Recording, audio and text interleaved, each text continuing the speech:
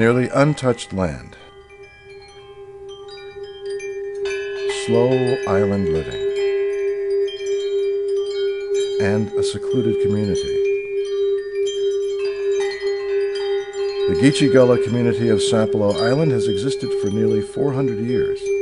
A new local tax imposition has increased their property taxes tenfold, a cost they simply cannot afford. This will cause this beautiful group of people to sell their land and move off the island, ultimately killing their culture. All happening in McIntosh County, Georgia.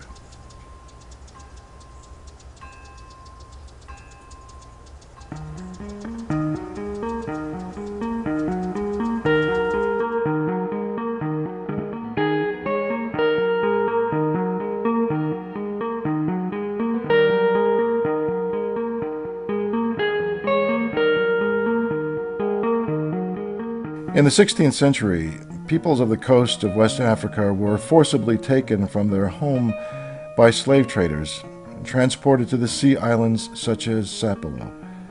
The Geechee Gullah are descendants of these Africans who cultivated rice and practiced other wetland agriculture. Forced to work the plantations of Sapelo as slaves, first by the Spanish, then by the British, then by the French, at the plantation known as chocolate.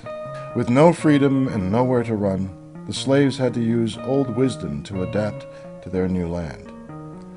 The Gullah Geechee people have retained many aspects of their African heritage due to the graphic barriers of the coastal landscape and the strong sense of place and family of community members.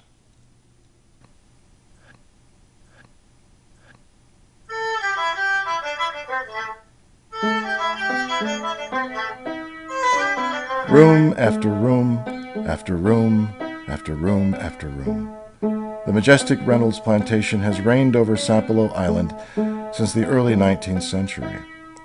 Thomas Spaulding maintained his spectacular mansion using slaves to work the fields and inside his home. A man who claimed to hate slavery built separate stairs and observation windows for his slaves. When the Civil War began, Spaulding and his family fled to the mainland, leaving the slaves.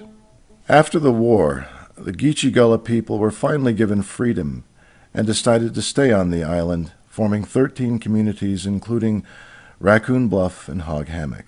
With the heat and the gnats, their land was that which the whites did not want, but the Geechees secretly rejoiced in a place to call their own.